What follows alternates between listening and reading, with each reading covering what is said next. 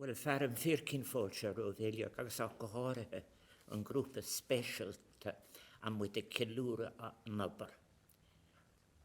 Dahat blian áhin.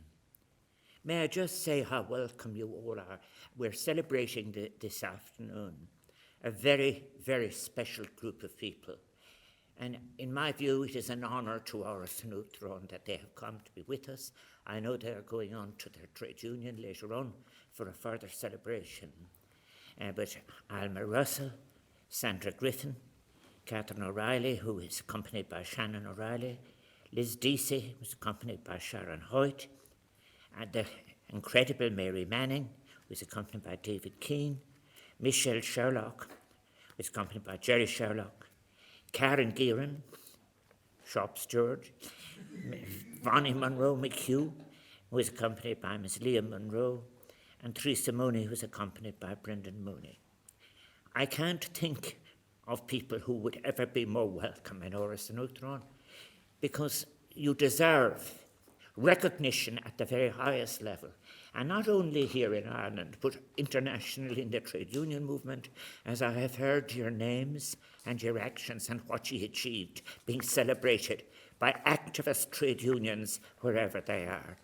And indeed, on the 19th of July, 40 years ago, when somebody presented a grapefruit at the till, that was the beginning of something that you yourselves wouldn't know how it would end. But what you were convinced of was that one shouldn't be regarding commodities that were produced under forced labour as just ordinary stuff to be sold in a shop. And I think that grapefruit and so much other produce is in fact something that was produced not only in conditions of forced labour, but as well as that, it represented a political statement of exclusion and racism in relation to South Africa itself. Your defiant act against the apartheid regime led to more information being available of what the apartheid system was.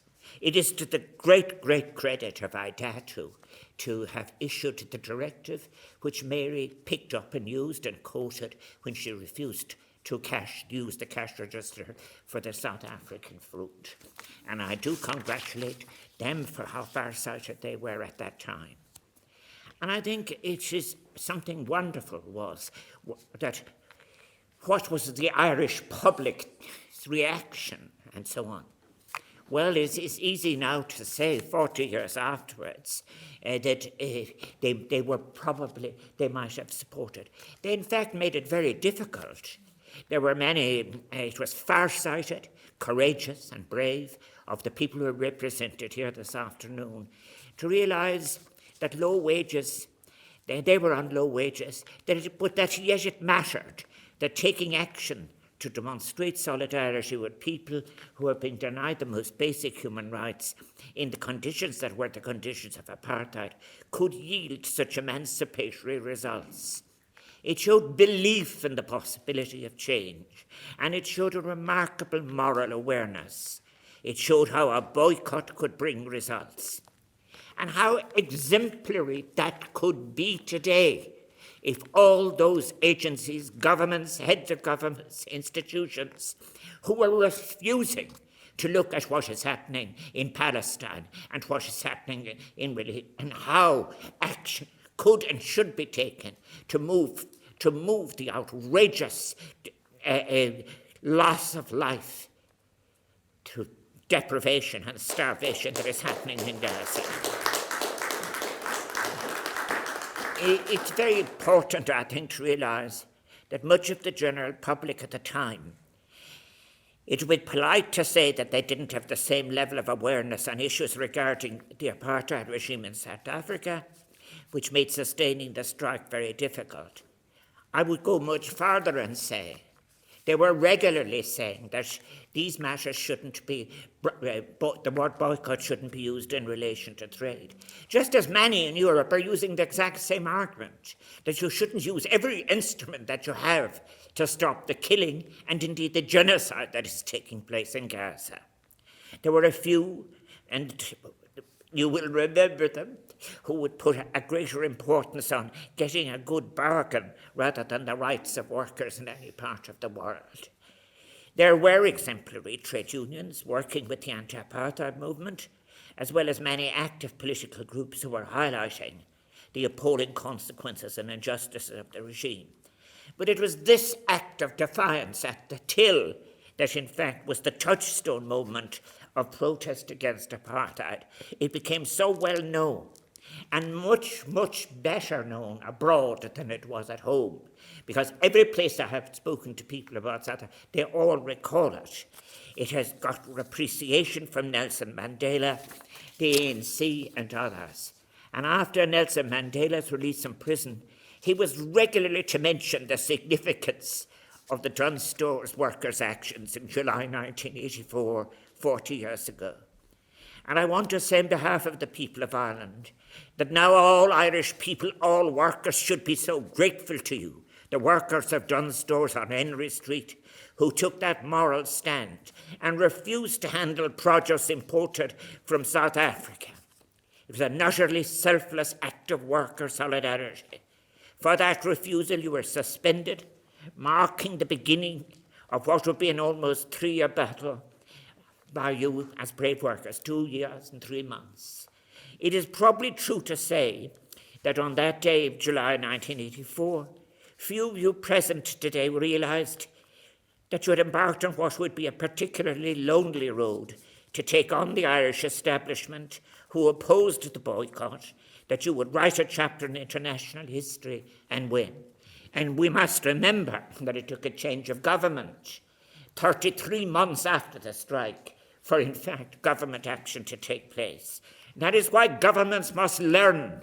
There are times when you must act, and you must act on moral principles, not on commercial principles. The power of your protest and principle stance, as I have said, led the government of Ireland to ban South African goods from being sold in Ireland. That was 1987.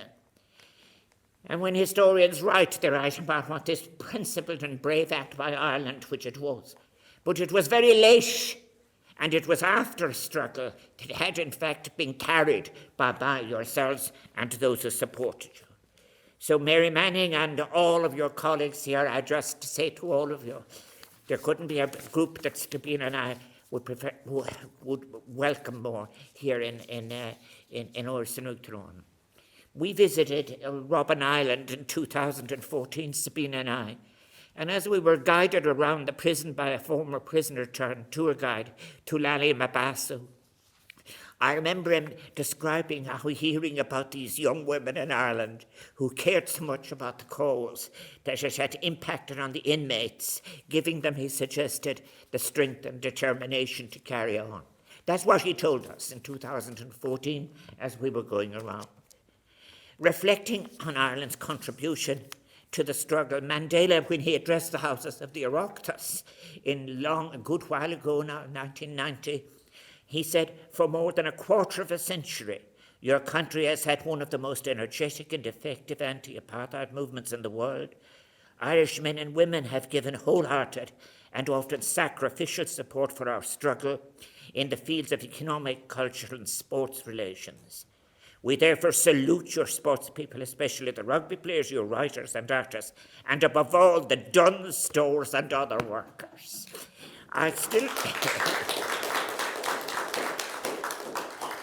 I remember, I very much recall myself these demonstrations. For example, in relation to the rugby, when I stood here in Dublin with Noel Brown, with his small poster written in white on a black background, "Box, go home." And I also recall very clearly, too, the remarks that were directed at both of us, and it was pouring rain, but people who said sport should have nothing to do with politics. But in the 80s, the force of growing international condemnation sanctions and in civil unrest brought the Nationalist Party to the negotiating table. And it is interesting that here in Dublin, it was in the Cathryn's kitchen in Monkstown that there the very first version of the South African Constitution was written, with Cather and Albie Sachs. But what I think is very important about citizens asking, sometimes bewildered, as so many are, not bewildered at all, but are horrified now, with the talk of war again, of talk of accepting war as a normal part of lives. What can citizens do? You have shown what citizens can do. It is when you take the stand that you took, that you give example of the most powerful kind of citizenship that puts the needs of the human occupants of the world ahead of greed and commerce. Just think of what was said in those early years of criticism. And I remember it because I was part of the thing at the time. And then it was suggested, well, Ireland's reputation is being damaged by this talk of boycott. And it isn't what we want to be seen by. And so, well, I can show you in future generations and workers wherever they're struggling all over the world, when people say the Dunnes Stores workers, it will be with admiration for your courage and for the morality of your position, how far-seeing it was, how important it is that trade unionists be there, not just well-informed about the consequences of the exploitation that apartheid was. I think it is just so exemplary. When the Irish government moved eventually in 1987, it was to invoke an international labour organisation on forced labour. But why had it to take that long? Why has it to be so hard to get the ILO and to get governments to support the ILO when you have over 170 million child labour being exploited at the present time? So therefore I say to you, may your example go on to give people the necessary courage that is needed and which I know would have public support on matters like, as I have just mentioned, Palestine, child labour, poverty, all of these. Enjoy your afternoon with us here and go on and enjoy even more with your trade union. It's such a pleasure to Fáilte Áras. You are so welcome in Áras and Uachtaráin on behalf of Sabina and myself. And that's my daughter down there, Senator Alice Mary Higgins, who is